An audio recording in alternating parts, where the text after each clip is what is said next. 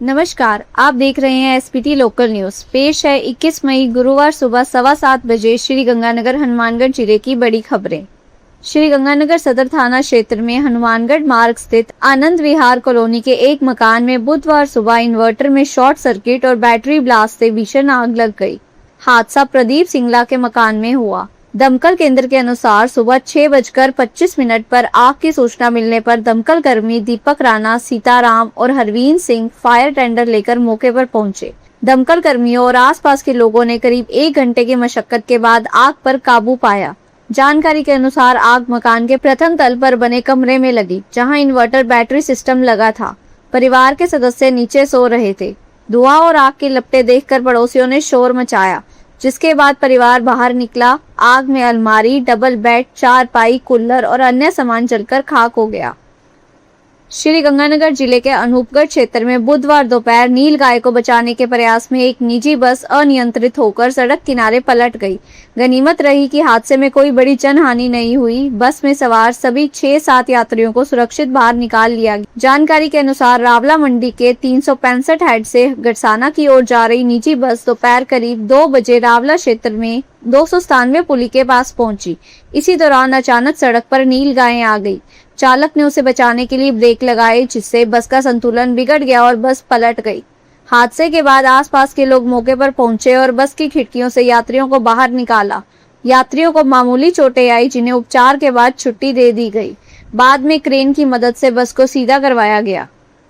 श्री गंगानगर में अवैध हथियारों और नशे के खिलाफ चलाए जा रहे विशेष अभियान के तहत पुरानी आबादी थाना पुलिस ने श्याम नगर क्षेत्र में अवैध हथियार निर्माण की फैक्ट्री पर दबिश दी। कार्रवाई के दौरान हथियार बनाने में उपयोग होने वाला सामान बरामद किया गया, जबकि आरोपी मौके से फरार हो गया। पुलिस अधीक्षक हरिशंकर ने बताया कि मुखबिर की सूचना पर श्याम नगर वार्ड नंबर 10 निवासी राय साहब उर्फ राम सिंह उर्फ काना के मकान पर दबिश दी गई। मौके से एक अवैध देशी कट्टा, 12 bore, blower, drill machine, grinder, हथौड़ा, लोहे की पाइपें, लोहे की चादरें और अन्य सामग्री जब्त की गई। आरोपी पुलिस टीम को देखकर फरार हो गया। उसकी तलाश की जा रही है। कार्रवाई में थाना प्रभारी दरिया सिंह सहित पुलिस टीम शामिल रही। हनुमानगढ़ स्वास्थ्य विभाग की टीम ने तलवाड़ा क्षेत्र के बुरहानपुरा गांव में नकली दूध बनाने वाली घरेलू फैक्ट्री का भंडाफोड़ किया है। कार्रवाई सीएमएचओ डॉक्टर नवनीत शर्मा के नेतृत्व में की गई। स्वास्थ्य विभाग की टीम ने गांव के एक मकान में छापा मारकर तैयार नकली दूध, कच्चा माल और पैकिंग सामग्री बरामद की।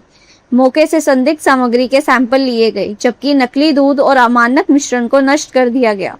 प्रारंभिक जांच में सामने आया कि नकली दूध बनाने के लिए डिटर्जेंट, सॉर्बिटॉल और आटे का इस्तेमाल किया जा रहा था। डिटर्जेंट का उपयोग झाग और सफेद, सॉर्बिटॉल का गाढ़ापन और मिठास तथा आटे का इस्तेमाल मात्रा बढ़ाने के लिए किया जा रहा था। यह नकली दूध आसपास की डेयरियों और दूध विक्रेताओं को सप्लाई किया जा रहा था। हनुमानगढ़ ऑनलाइन दवा बिक्री के विरोध में बुधवार को हनुमानगढ़ जिले के केमिस्ट एवं ड्रग्सिस्ट ने राष्ट्रव्यापी सांकेतिक हड़ताल का समर्थन किया। All India organisation of chemist and druggist और Rajasthan chemist and druggist association के आह्वान पर जिले भर के मेडिकल स्टोर और दवा प्रतिष्ठान बंद रखे गए। हड़ताल के दौरान हनुमानगढ़ जिला केमिस्ट एसोसिएशन के पदाधिकारियों और सदस्यों ने स्थानीय प्रशासन के माध्यम से प्रधानमंत्री के नाम ज्ञापन सौंपा। ज्ञापन में बिना वैध चिकित्सीय पर्चे के ऑनलाइन दवा बिक्री और होम डिलीवरी पर रोक लगाने की मांग की गई। एसोसिएशन सचिव महेंद्र कासनिया ने कहा कि दवाएं सामान्य उपभोक्ता वस्तु नहीं है, बल्कि जन स्वास्थ्य से जुड़ा विषय है। बिना चिकित्सीय परामर्श दवाओं की ऑनलाइन बिक्री मरीजों की सुरक्षा के लिए गंभीर खतरा बन सकती है। अतिरिक्त पुलिस महानिदेशक हवा सिंह गुमारिया ने साइबर ठगी के मामलों में पीड़ितों को तत्काल राहत देने पर जोर दिया है। श्री गंगानगर जिला पुलिस के वार्षिक निरीक्षण के दौरान मीडिया से बातचीत में उन्होंने कहा कि साइबर ठगी की सूचना मिलते ही तुरंत कार्रवाई की जानी चाहिए। गोल्डन पीरियड में कार्रवाई होने पर ठगी गई राशि को आगे ट्रांसफर होने से रोका जा सकता है। एडीजीपी ने साइबर थानों और सामान्य थानों में शिकायत पर समय पर कार्रवाई नहीं होने से राशि निकल जाने की शिकायतों को गंभीरता से लिया। उन्होंने कहा कि जितनी जल्दी कार्रवाई होगी, पीड़ित को राशि वापस दिलाने की संभावना उतनी अधिक रहेगी। बैंक अधिकारियों या कर्मचारियों की मिलीभगत के सवाल पर उन्होंने कहा कि ऐसे मामलों की जानकारी लेकर कड़े निर्देश दिए जाएंगे। उन्होंने साइबर अपराधों को गंभीरता और तत्परता से लेने की जरूरत बताई। जनगणना कार्य के दौरान प्रज्ञक पर हमला करने के मामले में जैतसर थाना पुलिस क्षेत्र ने आरोपी के खिलाफ मारपीट और राज्य कार्य में बाधा पहुंचाने का मुकदमा दर्ज किया है। रायसन नगर एसडीएम सुभाष कुमार के निर्देश पर पुलिस ने कार्रवाई की। जानकारी के अनुसार प्रज्ञक सुरेंद्र कुमार मंगलवार को चक 3 JKM मकान सूचीकरण और नजरी नक्शा कार्य के लिए सोहन लाल नायक के घर पहुंचे थे। आरोप है कि शराब के नशे में सोहन लाल ने उन पर हमला कर दिया। बाद में वह 9-10 युवकों के साथ दोबारा आया और फिर हमला किया। इस दौरान जनगणना संबंधी कागजात भी मौके पर गिर गए। घटना की जानकारी प्रज्ञक ने तहसीलदार हर्षिता मिड्ढा को दी। पुलिस ने आरोपी के घर दबिश दी, लेकिन वह फरार मिला। मामले की जांच जारी है।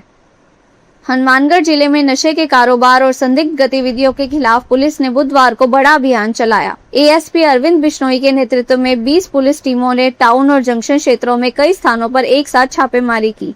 लगातार मिल रही शिकायतों के बाद पुलिस ने टाउन क्षेत्र के सिकलीगर मोहल्ले और जंक्शन क्षेत्र के खुंजा इलाके में चिन्हित संदिग्धों के ठिकानों पर तलाशी अभियान चलाया। कार्रवाई के दौरान कई स्थानों पर संदिग्ध व्यक्तियों से पूछताछ की गई और कुछ लोगों को हिरासत में लिए जाने की जानकारी सामने आई। हालांकि देर शाम तक इसकी आधिकारिक पुष्टि नहीं हुई।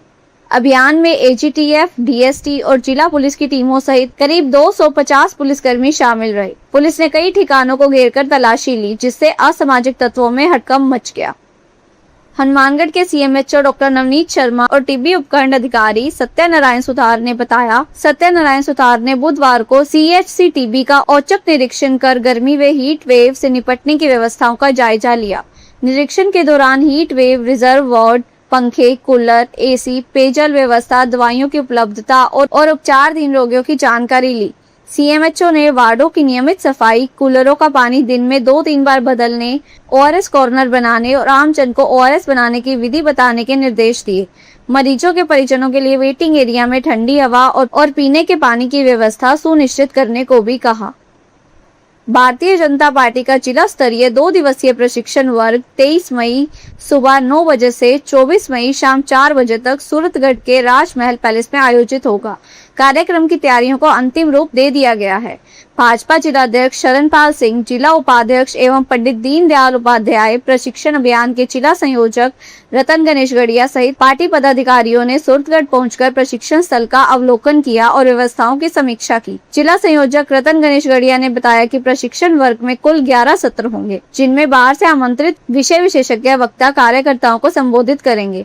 वर्ग में 181 कार्यकर्ता भाग लेंगे। कार्यक्रम के सफल संचालन के लिए कार्यकर्ताओं को अलग अलग जिम्मेदारियां सौंपी गई हैं। इस दौरान सुरेंद्र गोदारा, रामावतार यादव, मदन जोशी, मनीष प्रजापत, आशुतोष गुप्ता सहित अन्य पदाधिकारी मौजूद रहे।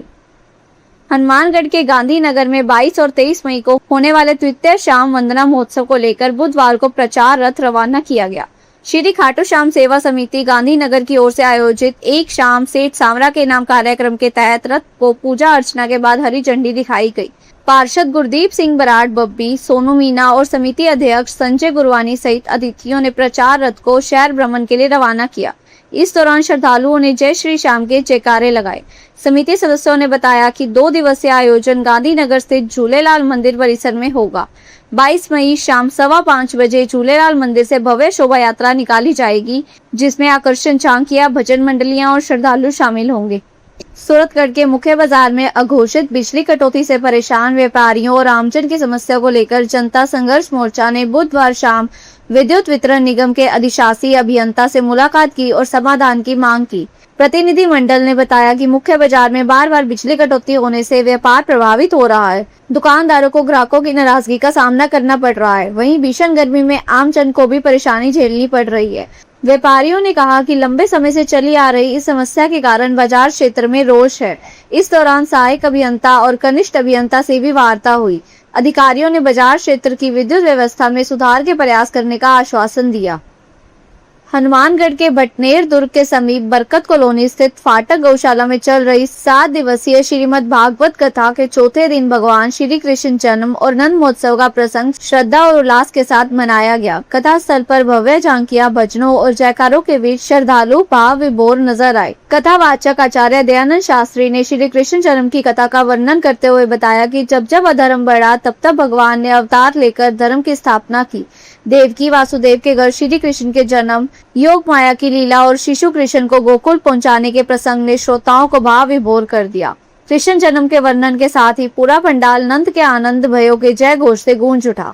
इसके बाद नंद महोत्सव में फूलों की वर्षा, ढोल नगाड़ों और बाल गोपाल की झांकी ने वातावरण को भक्तिमय बना दिया।